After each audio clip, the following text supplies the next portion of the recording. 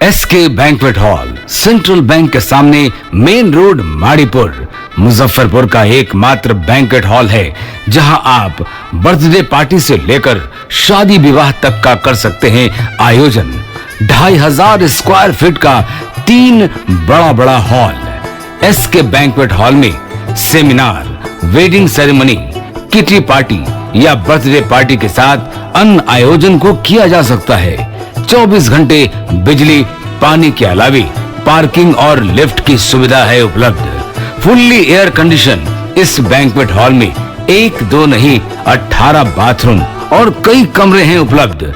बेहतरीन लाइट से सुसज्जित एसके बैंक्वेट हॉल बुक करने के लिए आज ही संपर्क करें 7005576759 82599547 इस न्यूज के प्रायोजक हैं मां Bhavani decor private limited, 0 mile, Dadar road, Khudiram Bose college के निकट, मुजफ्फरपुर।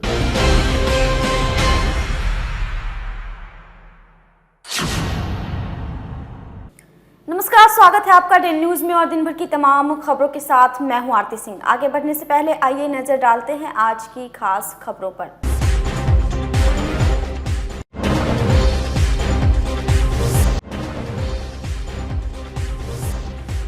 एटीएम फ्रॉड गिरोह का सरगना सहित कई सदस्य गिरफ्तार। नॉर्थ ईस्ट से हिमाचल तक वारदात को दे चुका है अंजाम।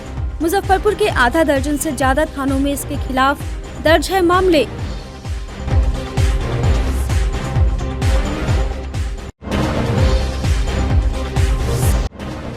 निगम कर्मचारियों की हड़ताल से कामकाज प्रभावित। 7वें वेतन की मांग पर अड़े कामगार यूनियन हड़ताल में नहीं है शामिल।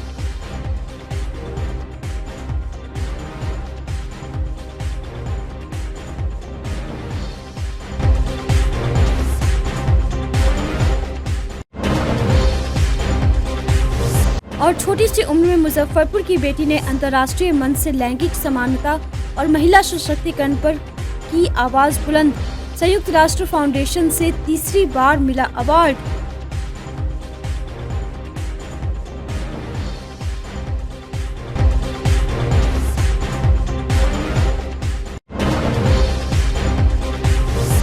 उत्तर बिहार के साथ नॉर्थ ईस्ट से हिमाचल प्रदेश तक में साइबर फ्रॉड गैंग का मास्टरमाइंड पंकज सहनी और उसके साथी को मुजफ्फरपुर पुलिस ने दबोच लिया है। भारी मात्रा में उसके पास से एटीएम कार्ड की बरामदगी हुई है। अब तक की पूछताछ में उसने अपने गैंग में शामिल 60 साइबर अपराधियों का नाम बताया है। मीनापुर पानापुर ओपी इलाके के मधुबन निवासी पंकज सहनी ने पूछताछ में पुलिस अधिकारियों को बताया है कि वह कई बार हिमाचल प्रदेश और नॉर्थ ईस्ट के कई शहरों में जाकर एटीएम फ्रॉड की घटना को अंजाम दे चुका है। उसके गैंग के लड़के वहां पहले जाकर रेकी करते हैं, फिर उसके पहुंचने के बाद एटीएम फ्रॉड करके बैंक से कैश उड़ाते हैं।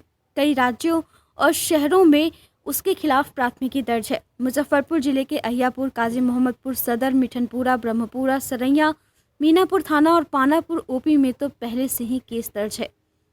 पूछताछ में उसने किशुनगर निवासी अनिकेत कुमार, सकरा थाना क्षेत्र के रामनगर गांव निवासी राहुल कुमार समेत 60 लोगों का नाम बताया है।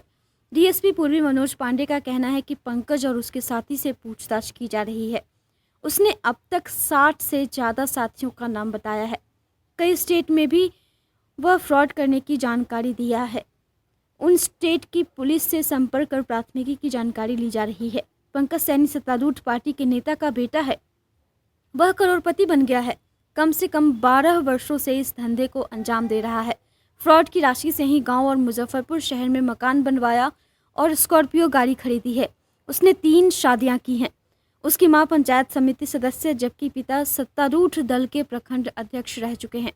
पिछले साल टाउन डीएसपी रामनरेश पासवान के नेतृत्व में उसके घर पर छापेमारी की गई तो पंकज के भाई पप्पू सहनी गिरफ्तार हुआ। उसके घर से 34 लाख कैश और कार्बाइन की बरामदगी हुई थी। पंकज ने बिजनेस मैनेजमेंट नामक एक फ्रॉड कंपनी बनाई थी जिसमें 200 सदस्य हैं। पंकज ने एलिस कॉलेज से भौतिक विज्ञान में वर्ष 2013 में ऑनर्स किया। अपने गांव के साथ अगल बगल के गांव के भी लगभग 200 लड़कों का गैंग तैयार कर चुका है। अपने लड़कों को वह मंथली पेमेंट भी करता है। पंकज की गिरफ्तारी पुलिस के लिए बड़ी उपलब्धि मानी जा रही है।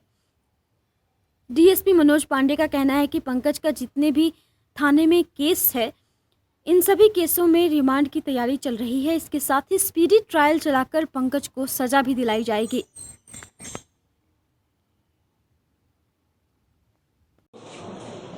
पलक झपकते ही अगर आपके अकाउंट से लाखों रुपए उड़ जाए तो आप भी दंग रह जाएंगे। इस गिरोह का सबसे बड़ा मास्टरमाइंड पंकज सहनी को मुजफ्फरपुर पुलिस ने पकड़ने में सफलता पाई। इस वक्त ज़्यादा जानकारी देने के लिए डीएसपी पूर्वी मनोज पांडे हमारे साथ बात करने के लिए मौजूद है। सर, एक बड़ी उपलब्धि कहेंगे पुलिस के लिए, कैसे पंकज ऑपरेट करता था और कैसे पुलिस की गिरफ्त में आया? मुजफ्फरपुर जिला में पानापुर थाना अंतर्गत एटीएम फ्रॉड गिरोह का जो सरगना है पंकज सहनी, इसकी गिरफ्तारी हम लोगों ने इंश्योर किया है। इसकी गिरफ्तारी सुनिश्चित हुई है। इसके गिरोह के इसने प्रॉपर अपना एक नेटवर्क बना रखा था। इसके गिरोह में कई सारे लड़के थे। इनमें से कई लड़कों की पहले भी गिरफ्तारी हम लोग कर चुके हैं, लेकिन पंकज सहनी की गिरफ्तारी नहीं हो पाई थी। इस मर्तबा हम लोगों ने थानाध्यक्ष पानापुर के नेतृत्व में इसकी गिरफ्तारी इंश्योर करी है। सर, पूछताछ में क्या कुछ बताया है, कैसे ऑपरेट करता था गैंग को? इसने कई सारे अपने एमओज बताए हैं। डिटेल्स फिलहाल बताना चूँकि मामला अंडर इन्वेस्टिगेशन, अभी बहुत सारी चीज़ें हम लोग शेयर नहीं कर सकते, लेकिन हाँ इतना ज़रूर है कि इसके कई सारे एमओज हैं, कई सारे मोडस ऑपरेंडीज़ हैं, जिसके ज़रिए पहले ये टारगेट को इंश्योर करता था, टारगेट फिक्स करता था। उसके बाद ग्रुप के बाकी मेंबर्स पहुँचते थे और फिर उसको झांसा दे करके, उसका एटीएम बदल करके या फिर अन्य तरीक़ों से उसके खाते से पैसे निकाल लिया करते थे। कितने थानों में लगभग सर मुजफ्फरपुर में केस है? अब तक जो जानकारियां हम लोगों को मिली हैं उसमें मुजफ्फरपुर ज़िले में ही 10 से अधिक थानों में इसके ऊपर एटीएम फर्जीवाड़े के केस हैं। और इसके अलावा मुजफ्फरपुर के अलावा बिहार के अन्य ज़िलों में और बिहार के अतिरिक्त बाहर के स्टेट्स में भी इसके ऊपर कई सारे केसेस पेंडिंग हैं। पूर्व के दिनों में सर इनकी गिरफ्तारी जो हुई थी उस समय भारी मात्रा में कैश की बरामदगी हुई थी। क्या इनका खाता वगैरह भी चेक किया जा रहा है? हम लोग डेफिनेटली वो सारी चीज़ें चेक कर रहे हैं, इन्होंने कितनी परिसंपत्तियां अर्जित करी हैं, और इन सारी चीज़ों को डिटेल्स निकालने के बाद हम लोग अगर संभव है और डेफिनेटली हम लोग करेंगे भी, पीएमएलए का प्रस्ताव भी हम लोग इनके अगेंस्ट में समर्पित करेंगे। संपत्ति वगैरह भी सर जांच कीजिए। अभी प्रोसेस में हम लोग हैं, अंडर प्रोसेस हैं, और जो सारी चीज़ें हम लोग कंप्लीट कर लेंगे उसके बाद डेफिनेटली पीएमएलए का प्रस्ताव भी हम लोग इनके अगेंस्ट में समर्पित करेंगे। इनके कितने शादी का अब तक सर पूछताछ में पता चल पाए, कितने लोग इस गैंग में हैं? तकरीबन 60 से ज़्यादा लोगों का नाम पता इसने अभी तक बताया है। अभी भी हम लोग उससे पूछताछ कर ही रहे हैं, लेकिन लगभग 60 लोग का नाम पता इसने बता रखा है। बिल्कुल सर, डीएसपी पूर्वी मनोज पांडे को आप सुन रहे थे। इनका साफ तौर पे कहना है कि 60 से ज़्यादा लोगों का पंकज ने नाम बताया है, जिनकी तलाश में पुलिस लगातार छापेमारी कर रही है। उम्मीद है कि एक बड़े गैंग का खुलासा हो सकेगा। कैमरा पर्सन रविकांत के साथ आमिर, डे न्यूज, मुजफ्फरपुर। मुजफ्फरपुर की बेटी जानवी लैंगिक समानता और महिला सशक्तिकरण पर काम कर रही है। उसे संयुक्त राष्ट्र फाउंडेशन अमेरिका के वर्चुअल मंच से महिलाओं के हक की आवाज़ बुलंद की। इस मंच से दुनिया की चुनिंदा 6 महिलाओं ने अपने विचार रखे। इनमें जानवी बिहार की इकलौती प्रतिनिधि थी। उसने महिला सशक्तिकरण पर लगातार तीसरी बार जीत हासिल कर हैट्रिक लगाते हुए इस तरह के किसी कार्यक्रम में शिरकत की। कटरा की जानवी ने लैंगिक समानता और महिला सशक्तिकरण विषय पर संयुक्त राष्ट्र फाउंडेशन अमेरिका के वर्चुअल मंच पर अपने विचार रखे। 16 वर्षीय जानवी के पिता संतोष कुमार समाजसेवी और मां अर्चना गृहिणी है। जानवी ने गर्ल टॉक पर करीब आधे घंटे विचार व्यक्त किए। इसमें पूरी दुनिया से 6 लड़कियों को टॉक के लिए बुलाया गया था। इसमें बिहार से जानवी और उत्तर प्रदेश की अजिया शामिल हुई। जानवी ने पूरे भारत में महिलाओं के मौलिक अधिकार में हो रहे हनन को रेखांकित किया। उसे संयुक्त राष्ट्र फाउंडेशन की ओर से 3 बार अवार्ड भी मिल चुका है। पूरे विश्व में लड़कियों महिलाओं को आज भी पूरा अधिकार नहीं मिल सका है। उन्हें रिप्रोडक्टिव संबंधी राइट भी नहीं मिले हैं। जानवी ने रविवार रात संयुक्त राष्ट्र फाउंडेशन के मंच से स्पीकर के तौर पर गर्ल टॉक कार्यक्रम में ये बातें पूरी दुनिया के सामने रखी। इसके साथ ही उसने जिले के नाम एक और बड़ी उपलब्धि अर्जित की। उसने कहा कि पूरे विश्व में लड़की और महिलाओं के मौलिक अधिकार अब तक नहीं मिले हैं। जब शरीर महिला का है तो उस पर अधिकार भी महिलाओं का ही होना चाहिए और असुरक्षित गर्भपात, बिना सहमति के शारीरिक संबंध, स्वास्थ्य सुविधाओं का अभाव जैसे बिंदुओं पर उसने गर्ल टॉक के तहत पूरी दुनिया के सामने इन बातों को रखा और इन समस्याओं के समाधान को लेकर भी विचार व्यक्त किए। जिसके बाद जानवी को संयुक्त राष्ट्र फाउंडेशन अमेरिका के मंच से स्पीकर के रूप में चुना गया। पूरी दुनिया से फाउंडेशन ने 6 लड़कियों को स्पीकर के तौर पर चुना था।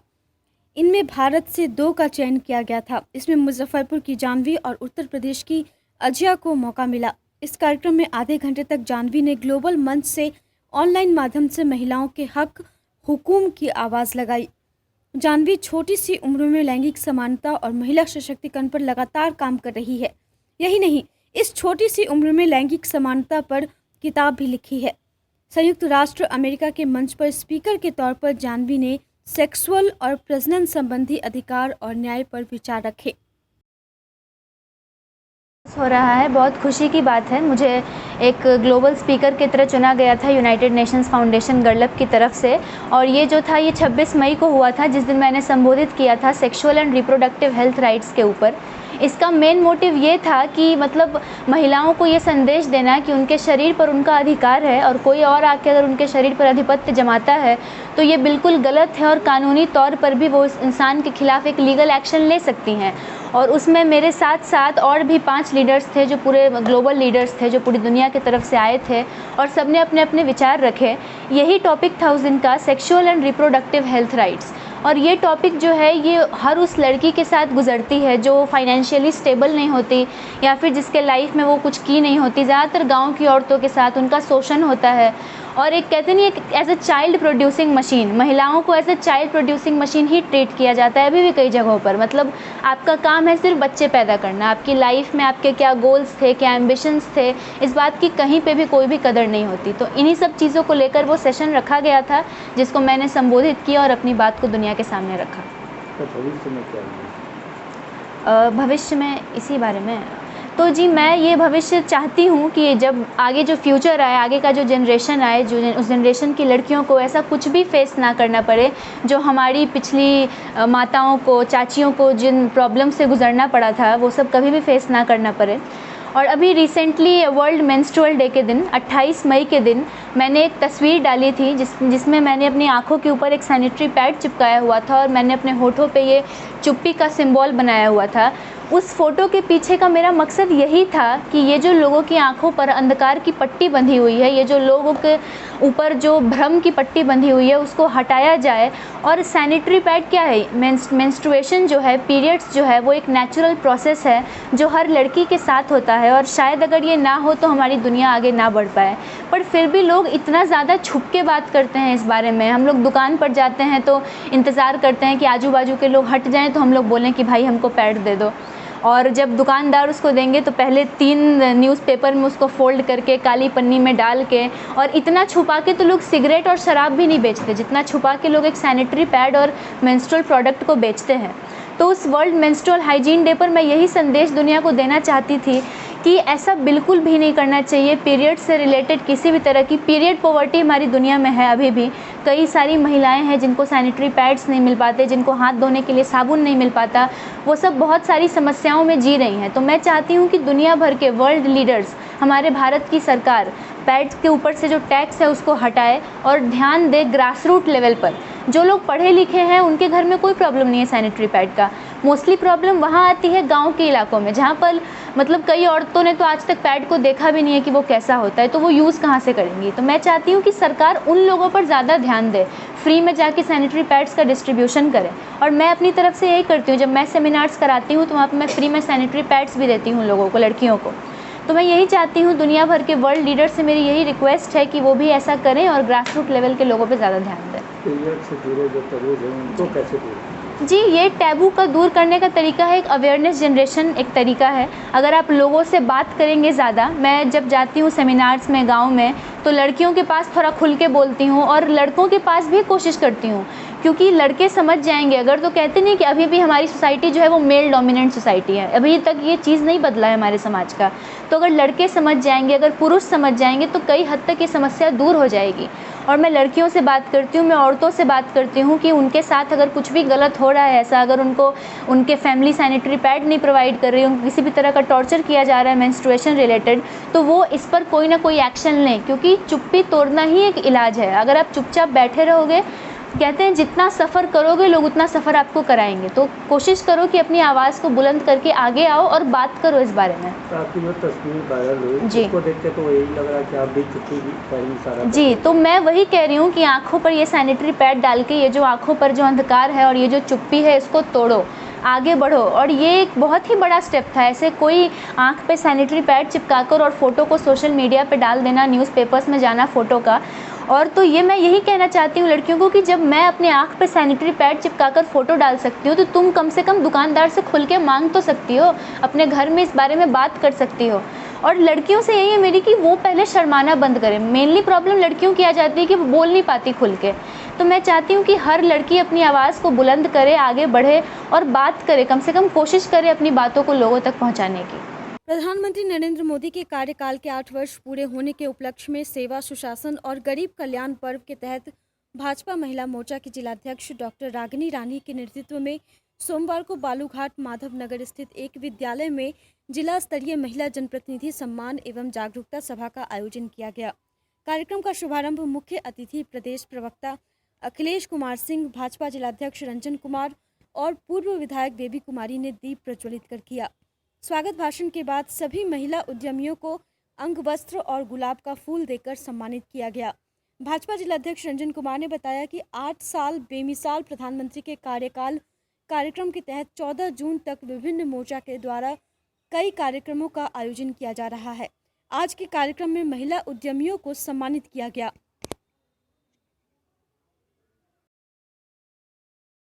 ने जब सत्ता संभाली थी उसका 8 वर्ष पूरा हुआ है और इन 8 वर्षों में समाज के हर क्षेत्र में जो सशक्तिकरण किया गया है तो भारतीय जनता पार्टी के सभी मोर्चे बिहार के नहीं पूरे देश के अंदर अपने अपने क्षेत्र में अपने अपने कार्य क्षेत्र में निकलकर जो योजनाएं हैं उन योजनाओं की जानकारी दे रहे हैं और साथ ही साथ प्रधानमंत्री जी को धन्यवाद दे रहे हैं कि आपके प्रयास के चलते भारत बदल रहा है, आपके प्रयास के चलते जो नई नई योजनाएं चली है जिससे सशक्तिकरण हो रहा है। तो आज महिला मोर्चा ने यहाँ भी जो महिलाओं का सशक्तिकरण हुआ है, जो 8 वर्षों में महिलाओं के लिए काम हुआ है, उस काम को लोगों को बताने का काम कर रही है और साथ ही साथ जो महिला जनप्रतिनिधि हैं उनका सम्मान का कार्यक्रम है।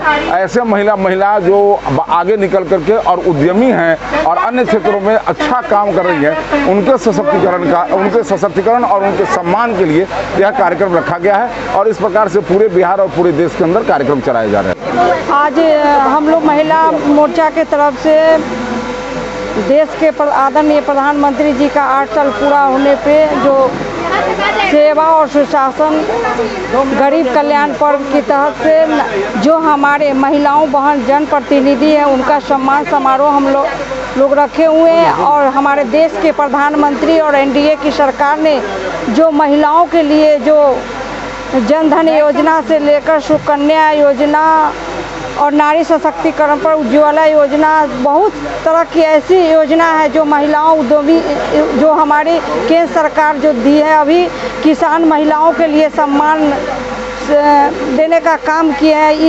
इस कार्यक्रम के तहत हम लोग जनप्रतिनिधि को सम्मान करते हुए अपने देश के प्रधानमंत्री जी का जो उपलब्धियां नारी सशक्तिकरण पर उन्होंने किया है उसको हम लोग गांव-गांव और बूथ स्तर तक पहुंचाने का काम कर रही हैं महिलाओं। और हमारे देश के प्रधानमंत्री जी सबसे बड़ा बात है कि 2014 से लगातार 8 साल पूरा हुआ है, काम ही काम है। जो जनप्रतिनिधि हैं वो अपने क्षेत्र में जाकर प्रधानमंत्री जी का जो काम हुआ है वो ज़मीन पर उतारने का काम कर रही है। महिला जनप्रतिनिधि का सम्मान एवं समूह के साथ एक जागरूकता सभा है। 8 साल सुशासन के कंप्लीट होने पर हम लोगों का यह दायित्व है कि हमारे पास में जो उद्यमी महिला हैं, जो स्वरोजगार करती हैं, जिन्होंने अपने कर्म के बदौलत अपना एक स्थान बनाया है, समाज में एक आदर्श अपना आदर्श स्थापित किया है, वैसी महिलाओं को सम्मानित करें ताकि दूसरों को भी उसे आदर्श बनाने में सहूलियत हो और उनके साथ बैठ के एक जागरूकता भी करें कि 8 साल में हम महिलाओं को जितना आज तक सम्मान मिला है इसके पूर्व कभी नहीं मिला था। महिलाएं या सशक्तिकरण की दिशा में या आत्मनिर्भरता की दिशा में आगे बढ़ रही हैं तो यह हमारे माननीय प्रधानमंत्री जी का देन है और हम महिलाएं इतनी सशक्त हो रही हैं, इतनी मनोबल से आगे बढ़ रही हैं, जो दिशा और दशा दोनों ही हम लोग समाज का बदल सकते हैं। और इसी दृष्टिकोण से आज एक सभा है और इस सभा में हम लोग जागरूकता भी करते हैं। देश के यशस्वी प्रधानमंत्री नरेंद्र भाई मोदी के केंद्र में सत्ता पर काबिज होने के 8 वर्ष पूरे होने पर भारतीय जनता पार्टी पूरे देश भर में सेवा सुशासन और गरीब कल्याण पर्व का एक पखवाड़ा मना रही है। उस पखवाड़े के अंतर्गत विभिन्न मोर्चा द्वारा विभिन्न कार्यक्रम किया जा रहा है, जिसमें आज महिला मोर्चा के द्वारा महिला जनप्रतिनिधि एवं उद्यमी का सम्मान समारोह का आयोजन किया गया है। आज महिला मोर्चा के द्वारा जो महिला जनप्रतिनिधि जो हमारे मुजफ्फरपुर ज़िले में चुन करके आई है, वैसे महिला जनप्रतिनिधि और वैसे महिला उद्यमी जो आज के डेट में उद्योग धंधे के क्षेत्र में अपना कंधा से कंधा मिलाकर अपना कार्य कर रही हैं, वैसे महिला जनप्रतिनिधि को सम्मान करने का कार्यक्रम किया जाएगा। जैसा कि सर्वविदित है कि पिछले 8 वर्षों में मोदी सरकार ने महिलाओं के उत्थान के लिए एवं महिला सशक्तिकरण की दिशा में जो कार्य किया है, वो आज तक 70 साल में इस देश में नहीं हुआ था, जो मोदी ने 8 साल में करके दिखाया है। महिलाओं का मान सम्मान बढ़ा है, उद्योग धंधों के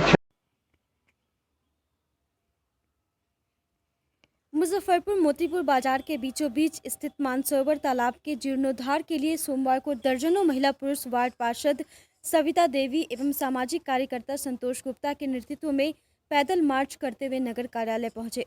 सरिता देवी और संतोष गुप्ता ने कार्यालय में मौजूद पदाधिकारी को मांग पत्र सौंपा। मानसरोवर के जीर्णोद्धार के लिए अति शीघ्र योजना लागू करके उसका जीर्णोद्धार कराने की मांग की। दोनों ने कहा कि अगर प्रशासन उदासीन रवैया दिखाया तो चरणबद्ध आंदोलन करने को बाध्य होंगे।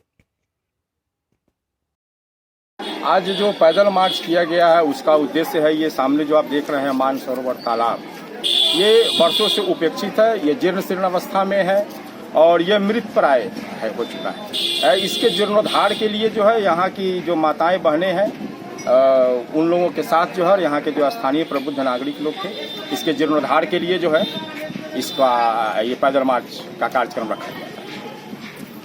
ये लड़ाई लगभग कितने दिन से चल रही है? ये लड़ाई तो लगभग 7 वर्ष पूर्व से है, ये कानूनी व्यवस्था प्रक्रिया में चल रहा है। लेकिन इधर एक नया डेवलपमेंट ये है कि मुजफ्फरपुर के जिला पदाधिकारी के द्वारा हाई कोर्ट में एक शपथ पत्र दायर किया गया, जिसमें ये बताया गया कि ये जो है बिहार सरकार की संपत्ति है और सर्वसाधारण के उपयोग के लिए, और इसी को आधार मानते हुए हम लोगों ने कार्यपालक पदाधिकारी महोदय से मिलने के लिए नगर कार्यालय हम लोग गए थे, लेकिन उनसे मुलाकात नहीं हो पाई। उनकी अनुपस्थिति में जो कार्यालय के जो प्रभारी थे उनको हम लोगों ने अपना ज्ञापन सौंपा है और हम लोगों ने ये मांग किया है कि भारत सरकार के द्वारा जो अभी अमृत सरोवर योजना जो लॉन्च किया गया है, उस योजना में इस तालाब को शामिल करके इसका जीर्णोद्धार कराएं। अगर आपकी मांग पूरी नहीं हुई तो आपका अगला कदम क्या होगा?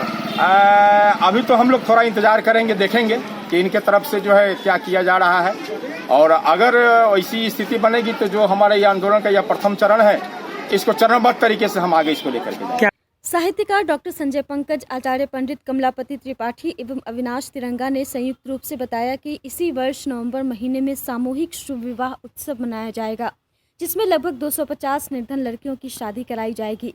इस अवसर पर सामूहिक भोज का आयोजन भी किया जाएगा। सोमवार को मुजफ्फरपुर मिठनपुरा के एक होटल में आयोजित प्रेस वार्ता में कहा गया कि इस आदर्श अभियान की इस वर्ष नींव डाली गई है। प्रयास है कि हर वर्ष इस तरह सामूहिक शुभ विवाह उत्सव का आयोजन कर निर्धन लोगों की मदद की जाए। आचार्य पंडित कमलापति त्रिपाठी ने बताया कि शहर के लोगों के सहयोग से इस पुण्य काम को किया जा रहा है। पूरे हिंदू रीति रिवाज के साथ सामूहिक उत्सव में विवाह कराया जाएगा। मटकोर भोज सभी चीज़ें होंगे। जो भी निर्धन व्यक्ति अपनी बेटी की शादी करने में अक्षम है वह हम लोगों से संपर्क करे। नवंबर महीने में सामूहिक शुभ विवाह उत्सव का आयोजन होगा। इसमें लड़कियों के वस्त्र से लेकर भोज बारात सभी की व्यवस्था होगी। सभी लोग एक साथ बैठकर सामूहिक रूप से भोजन ग्रहण करेंगे।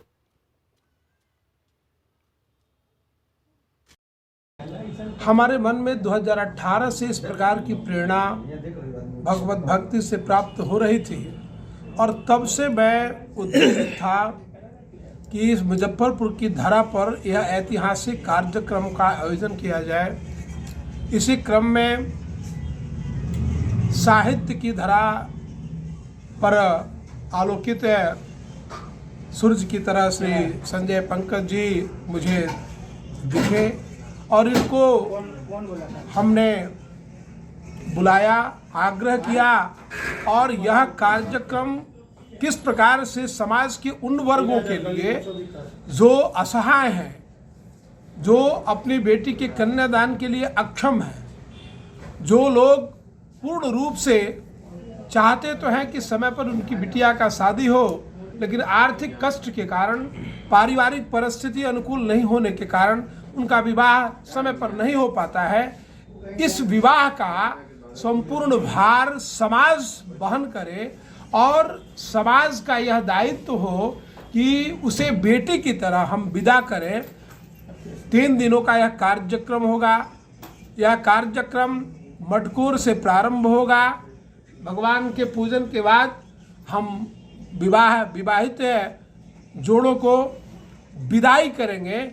विदाई के दिन हम एक सामूहिक भोज करेंगे और उस भोज के माध्यम से संगत और पंगत, हमारे अध्यक्ष जी ने कहा, श्री संजय पंकज जी ने, संगत और पंगत लेने से, देने से, खाने से, खिलाने से, बैठने से हमारा ये जो है प्रेम बढ़ता है। तो समाज में उन वर्ग के लोगों को भी हम समावेशित करेंगे जिससे सामाजिक सौहार्द बनेगा।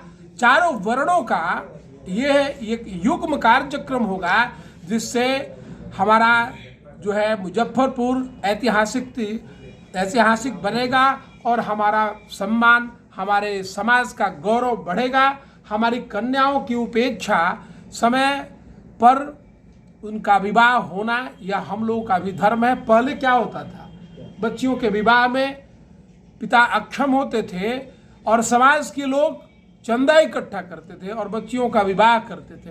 मैं आज जानता हूँ और देखता भी हूँ, बहुत से ऐसे लोग हैं जो समय पर विवाह तो करना चाहते हैं लेकिन नहीं कर पाते हैं। इसलिए हमने संजय जी से और तिरंगा जी से यह आग्रह किया, प्रेमभूषण जी से आग्रह किया, इस प्रकार का आयोजन कर करके हम समाज को एक नया जागृति दें। और संजय जी ने जिस प्रकार से अपनी ऊर्जा का, जिस प्रकार से अपने विद्वता का, जिस प्रकार से अपने व्यवहार का युग्म परिचय दिया है, मैं एक अनूठा और आदर्श अभियान, और यह अभियान है सामूहिक शुभ विवाहोत्सव का। हम अपने सनातन धर्म और उसकी समृद्ध परंपरा में जिस संस्कृति, सद्भाव और संवेदना और सामाजिकता को जीते हैं, हमारा बड़ा सरोकार है। इस सरोकार को कायम रखने के लिए हम जिस संस्कार की बात करते हैं, षोडश संस्कार की बात करते हैं, षोडश संस्कार के अंतर्गत पाणी ग्रहण संस्कार कितना महत्वपूर्ण है। 2 सर्वथा अनजान लोगों का, 2 सर्वथा अनजान अपरिचित परिवारों का जो सम्मिलन है, और उस सम्मिलन को जब सामाजिक सहयोग मिलता है, सामाजिक आशीर्वाद मिलता है, तो निश्चित रूप से ऐसा दाम्पत्य जीवन सुदृढ़ होता है। हम लोगों ने संकल्प लेकर इस अभियान को चलाने का शुभारंभ इस वर्ष हुआ है और इसका बीज बीजारोपण जाने माने आचार्य, ज्योतिषाचार्य और आध्यात्मिक चेतना संपन्न आदरणीय पंडित कमलापति त्रिपाठी जी के मन में आया पूजा के उपरांत, और हम लोग बैठकर यह सामूहिक निर्णय लिए। इस सामूहिक निर्णय में उसी दिन जब संपर्क साधा गया तो मुजफ्फरपुर के 200 से ज़्यादा संपन्न सामाजिक और सामाजिक सरोकार के लोगों ने केवल आश्वासन ही नहीं दिया इस अभियान में सहयोग का, बल्कि विश्वास दिलाया और एक एक आदमी 5-5 लड़कियों के कन्यादान करने के लिए अपने आप को प्रस्तुत करने का काम किया है। उनके वस्त्र, उनके साथ जो बारात आएगी उसके भोजन की व्यवस्था, और सामूहिक भोजन, और गांव में जिस तरह से भोज होता है उसी तरह का, बिल्कुल संगत पंगत की तरह। इस अवसर पर बड़े आचार्य भी आएंगे बाहर से और उनकी देखरेख में आध्यात्मिक गुरु भी रहेंगे, उनके संरक्षण में, और यहाँ के समाज के श्रेष्ठ लोगों के सहयोग से यह आयोजन 24 नवंबर को संपन्न किया जाएगा, जिसमें आप लोगों का भरपूर स्नेह सहयोग रहेगा और दूर सुदूर गांव से अभावग्रस्त लोगों की तलाश हम करेंगे, योग्य वर और वधू, लेकिन निर्धनता के कारण, अभाव के कारण, आडंबर के कारण वे खर्च करने में अक्षम असमर्थ हैं। उन लोगों का भरपूर, लड़की के लिए केवल वस्त्र ही नहीं, लड़की के लिए मांगलिक जितने प्रतीक हैं वह सब भी हम लोग सहयोग से ही करेंगे। आज आडंबर जितना हो गया है, दिखावा जितना हो गया है, गांव के सामाजिक दबाव में लोग खर्च करने में असमर्थ हैं। उन लोगों को पूरा निश्चिंत करके आप अपने सगे संबंधी मित्रों के साथ आएँ, ग्रामीण लोगों के साथ आएँ, सबके सामूहिक भोज की व्यवस्था यह अभियान समिति ही करेगी। सोमवार को मुजफ्फरपुर नगर निगम बोर्ड की अंतिम बैठक में सोमवार को खाली खजाना भरने एवं नहीं भरने को लेकर टकराव एक बार फिर देखने को मिला। बैठक में एक बार फिर मेयर के यूजर चार्ज, पानी शुल्क एवं ट्रेड लाइसेंस की वसूली पर रोक लगाने संबंधित प्रस्ताव को पार्षदों ने दोनों हाथ उठाकर समर्थन किया। साथ ही पूर्व की बैठक को संतुष्ट नहीं करने को लेकर नगर आयुक्त के खिलाफ निंदा प्रस्ताव भी पारित किया गया। निगम बोर्ड की अंतिम बैठक में भी नगर आयुक्त शामिल नहीं हुए। वैसे नगर आयुक्त का मानना है कि इन सब टैक्स की वसूली नहीं हुई तो कर्मचारियों के 7वां वेतन एवं अन्य बकाये का भुगतान कैसे होगा। आज मेरे कार्यकाल की अंतिम बोर्ड की बैठक थी। आज दिनांक 6/6 को हम लोगों ने यूजर चार्ज, ट्रेड लाइसेंस और पानी के शुल्क के लिए विचार रखने पर बैठक बुलाया हुआ था। चूँकि शहरवासी इससे काफ़ी परेशान है, शहरवासी पर एक्स्ट्रा टैक्स का बोझ लादा जा रहा है, जिसको हम सभी माननीय सदस्य, माननीय पार्षद, मेयर, डिप्टी मेयर कोई भी नहीं चाहते हैं कि बने जनता पर अतिरिक्त बोझ लाया जाए। इसके विरोध में हम लोग ट्रेड लाइसेंस, पानी चार्ज और यूजर चार्ज को समाप्त करने का घोषणा किया है और किसी भी प्रकार का कोई भी टैक्स जनता से नहीं लिया जाएगा। इसमें 24 माननीय पार्षद यहाँ पर उपस्थित थे जो हाथ उठाकर इसका समर्थन किए हैं और कुछ पार्षदगण नहीं आए हैं।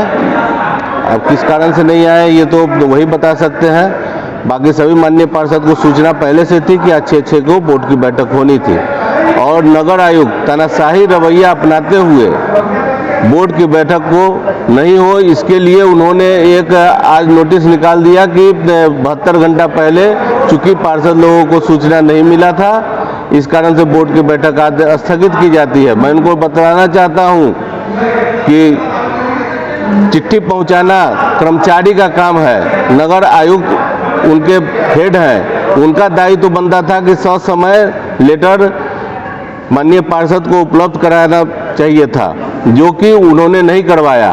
वो जानबूझ करके इसको नहीं करवाया, वो नहीं चाहते थे कि बोर्ड की बैठक हो और तो इस तानाशाही नगर आयुक्त के खिलाफ हम लोग निंदा प्रस्ताव पेश किए हैं और आगे भी अगर जनता पर इसी तरह टैक्स का बोझ लादा जाएगा, हम लोग आंदोलन करेंगे, जनता के साथ शहर बंद कराने का भी काम करेंगे और इन नगर आयुक्त को जो जनता के बिल्कुल नहीं सुनते हैं उनको यहाँ से ट्रांसफर कराने का भी काम किया जाएगा। मुजफ्फरपुर नगर निगम कर्मचारी संघ ने 7वें वेतनमान को लेकर हड़ताल कर दिया।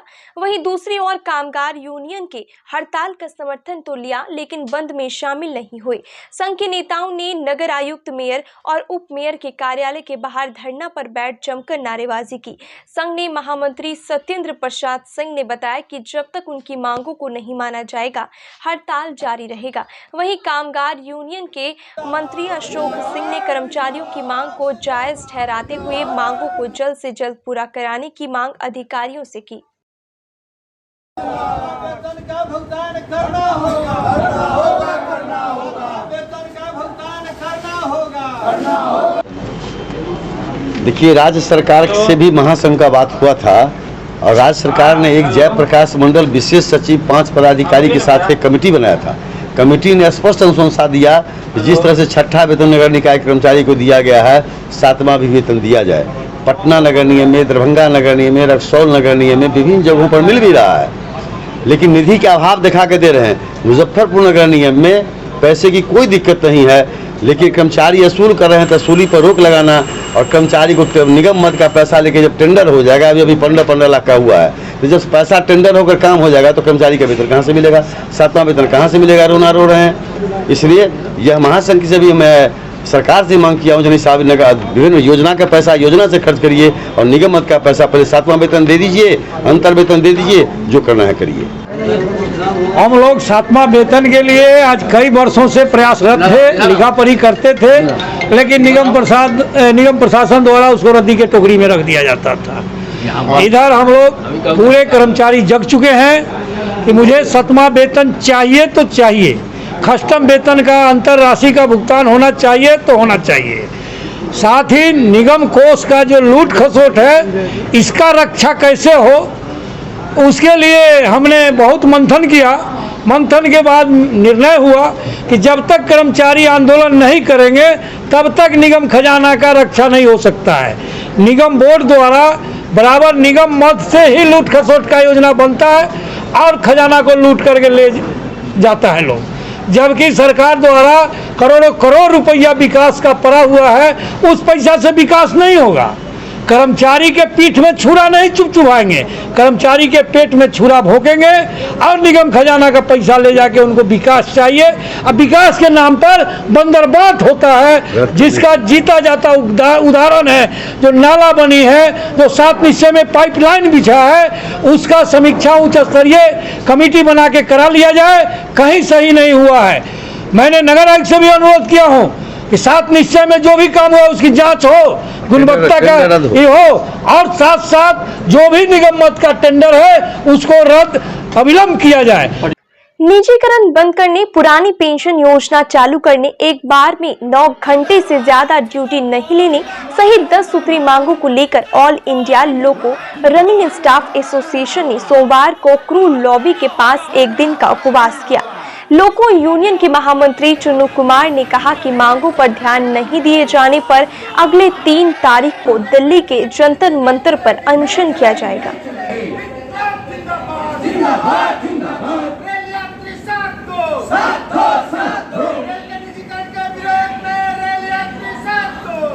आज ऑल इंडिया लोको रनिंग स्टाफ एसोसिएशन के केंद्रीय कमेटी के आह्वान पर संपूर्ण भारतीय रेल के क्रू लॉबी पर 12 घंटे का हंगर फास्ट का आयोजन किया गया है। बहुत सारी हमारे डिमांड काफ़ी लंबे समय से लंबित हैं। उन्हीं मांगों को लेकर कुछ मुख्य मांगे हमारी हैं कि हमारा RAC के 1980 के फार्मूला के हिसाब से माइलेज रेट का अभी तक फिक्सेशन नहीं हुआ।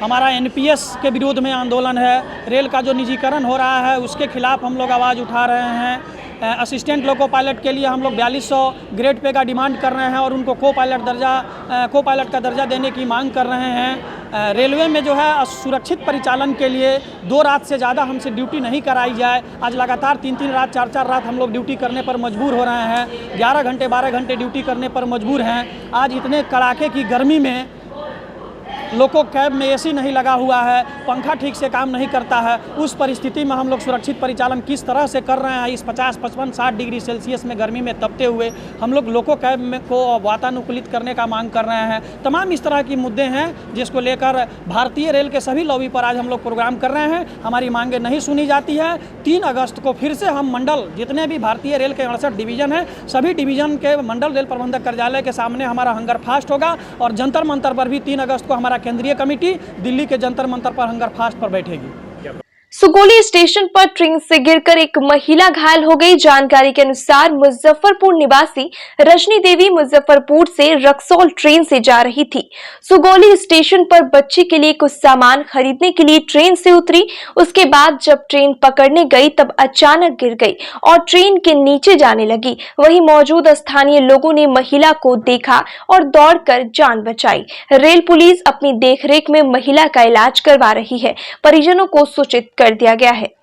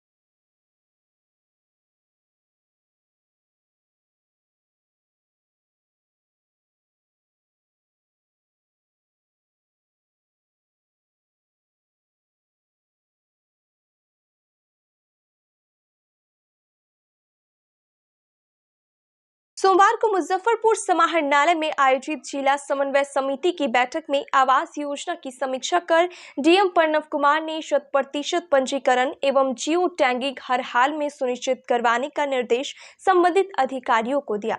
उन्होंने कहा कि पंजीकरण एवं जियो टैग में गैप नहीं होना चाहिए। जहां कहीं भी सामुदायिक शौचालय निर्माण कार्य में प्रगति शून्य है, वहां के वीडियो को सब्सिडीकरण देने की बात कही। जिले में कुल 540 सामुदायिक शौचालय का निर्माण होना है, जिसमें प्रत्येक पंचायत में कम से कम 2 सामुदायिक शौचालय का निर्माण होगा। बैठक में विधि व्यवस्था को लेकर भी जिलाधिकारी ने कई आवश्यक दिशा निर्देश दिए। जिला स्तरीय विभिन्न विभागों की समन्वय समिति की बैठक आज की जा रही है जिलाधिकारी की अध्यक्षता में। इस बैठक में लोक शिकायत निवारण, नल जल योजना, गली नली योजना, इंदिरा आवास योजना, प्रधानमंत्री आवास योजना सहित जितने भी विकासात्मक योजनाएं जिले में चल रही हैं उनकी अद्यतन स्थिति की समीक्षा जिलाधिकारी द्वारा की जा रही है। जिन योजनाओं के प्रगति में संतोषजनक स्थिति नहीं दिखाई दे रही है उसे उसका 1 सप्ताह के अंदर क्रियान्वयन करके रिपोर्ट देने का निर्देश दिया गया है। और जिलाधिकारी ने स्पष्ट कहा है कि यदि योजनाओं के क्रियान्वयन के क्रम में गुणवत्ता से कोई समझौता किया गया या किसी भी तरह की लापरवाही या कोताही की गई तो संबंधित पर जिम्मेदारी तय करते हुए कड़ी कार्रवाई की जाएगी।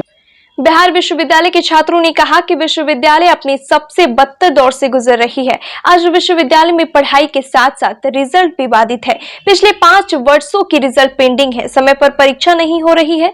इस वर्ष MIL की परीक्षा में गड़बड़ी की गई।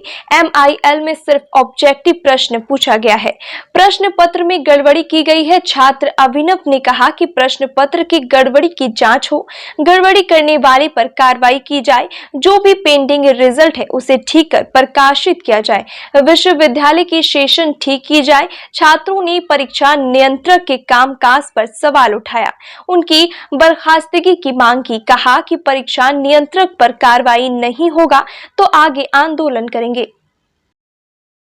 आज का प्रेस कॉन्फ्रेंस हम लोग परीक्षा विभाग की जो बदहाल स्थिति है उसको लेकर के कर रहे हैं। इतनी बदहाल स्थिति हमको लगता है कि लगभग 20 वर्षों में नहीं रही होगी। इतनी बदहाल स्थिति जब ये परीक्षा नियंत्रक जब से संजय सर बने हैं तब से यहाँ की परीक्षा विभाग की साफ बदहाल हो गई है। यहाँ तक कि कोई नियम का जो है पालन नहीं किया जा रहा है। नियम के विरुद्ध सारा काम चल रहा है परीक्षा विभाग में। कोई भी काम नियम के साथ नहीं हो रहा है और जब जो मन कर रहा है वही चल रहा है। जैसे कि 17-20 में परीक्षा परिणाम को पेंडिंग किया गया, उस पेंडिंग को अभी तक क्लियर करने का ऑर्डर तक नहीं दिया गया है कि उसको क्लियर किया जाए या कोई भी कर्मचारी करे या कोई भी छात्र करवाए। उसके बाद अभी 18-21 का परीक्षा परिणाम आया ग्रेजुएशन का, उसमें भी रिजल्ट पेंडिंग किया गया है, उसको भी नहीं क्लियर किया जा रहा है। उसके बाद अभी जो एग्ज़ाम हुआ पार्ट 1 का, उसमें क्या किया गया कि MIL के एग्ज़ाम में जो है सब्जेक्टिव और ऑब्जेक्टिव दोनों प्रश्न पूछे जाने थे, जो कि नियमतः पूछा जाता रहा है। और इस बार भी किसी पेपर में पूछा गया, किसी पेपर में सीधे ऑब्जेक्टिव पूछ दिया गया, जो कि कहीं से भी सही नहीं था। बच्चे तो सिलेबस के हिसाब से तैयारी की वो सब्जेक्टिव का और ऑब्जेक्टिव का दोनों का, लेकिन उनसे सिर्फ और सिर्फ ऑब्जेक्टिव प्रश्न पूछ दिए गए, जो कि छात्र जिससे काफ़ी नाराज़ हैं। उनको काफ़ी दिक्कत हुई एग्ज़ाम देने में, बहुत छात्रों ने एग्ज़ाम छोड़ भी दिया। और इस पे हम लोग का मांग था कि जांच कमेटी गठन की जाए और अविलंब इनको, अगर ये दोषी हैं उसमें, तो अविलंब इनको हटाया जाए परीक्षा नियंत्रक से, क्योंकि बदहाल स्थिति तो इन्हीं के कारण है पूरा। लेकिन उस पर भी शायद अभी तक जांच कमेटी का गठन नहीं किया गया है। कोई भी कार्रवाई सामने नहीं है कि हाँ विश्वविद्यालय के द्वारा ये कार्रवाई किया गया उन पर। तो हम लोग की मांग है कि जल्द से जल्द कार्रवाई हो। MIL में जो ये प्रश्न पत्र में गड़बड़ी की गई, इसमें जल्द से जल्द जाँच करके कार्रवाई की जाए, इनको अविलंब हटाया जाए और किसी ऐसे व्यक्ति को लाया जाए जिनके पास परीक्षा से संबंधित नॉलेज हो, जो परीक्षा को अच्छे से करवा सके, उसके बाद अच्छे से परिणाम दे सके। पहले तो क्लास भी नहीं होती थी, लेकिन क्लास नहीं होती तो चलिए बच्चे को परिणाम तो मिल जाता था, कम से कम सर्टिफिकेट लेकर तो खुश हो जाते थे। अब तो बच्चा ना सर्टिफिकेट ले सकता है, ना क्लास कर सकता है, ना अपना डिग्री ले सकता है, तब कुछ ले ही नहीं, जब प्रोविजनल ले सकता है। हर एक चीज़ में बहुत ज़्यादा ये हो गया है, प्रॉब्लम हो गया है बच्चों को। बच्चे परेशान हैं इससे, परीक्षा विभाग सोया हुआ है। क्या नाम हुआ? अभिनव राज। लेकिन अभी तो लग नहीं रहा है कि आपका मांग माना जाएगा, लग रहा है आपको? इतने दिनों से ही परेशानी है। इतने दिनों से परेशानी है, एक तंत्र बन गया है। यहाँ से लेकर के राजभवन तक का एक तंत्र बन गया है। बहुत सारे मीडिया के बंधुओं ने भी इस तंत्र को उजागर करने का काम किया है, बहुत सारे छात्रों ने भी उजागर करने का काम किया है। लेकिन अब इस पे देखने वाली बात होगी कि सरकार का क्या इस पे रवैया रहता है, केंद्र सरकार का और बिहार सरकार का, क्योंकि बहुत बड़ा तंत्र हो गया है। अब ये न छात्रों के बस की बात रह गई, इसको ख़त्म कर पाना हम लोग प्रयास कर सकते हैं, लेकिन पूर्णतः ख़त्म कर पाना 100% अब हमारे आपके किसी के बस की बात नहीं रह गई। अब इसमें सरकार का क्या रवैया रहता है ये महत्वपूर्ण होगा। आगे आप लोगों का क्या स्टैंड रहेगा? आगे अब हम लोग का स्टैंड है कि अभी तो गर्मी छुट्टी है, धीरे धीरे छात्र भी कैंपस में लौटेंगे और हम लोग भी जो है अब निरंतर यहाँ आंदोलन जारी रखेंगे जब तक परीक्षा विभाग में स्थिति नहीं सुधारी जाती है। खबरें अभी और भी है, पर फिलहाल वक्त हो चला है छोटे से ब्रेक का, तो फिर बने रहिए हमारे साथ और देखते रहिए डे न्यूज़।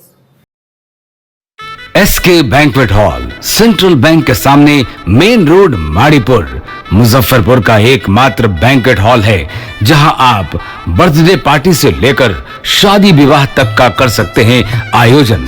2500 स्क्वायर फीट का 3 बड़ा हॉल। SK बैंक्वेट हॉल में seminar, wedding ceremony, kitty party या बर्थडे पार्टी के साथ अन्य आयोजन को किया जा सकता है। 24 घंटे बिजली पानी के अलावे पार्किंग और लिफ्ट की सुविधा है उपलब्ध। फुल्ली एयर कंडीशन इस बैंक्वेट हॉल में 1, 2 नहीं 18 बाथरूम और कई कमरे हैं उपलब्ध। बेहतरीन लाइट से सुसज्जित SK बैंक्वेट हॉल बुक करने के लिए आज ही संपर्क करें 7005576759 8259954791।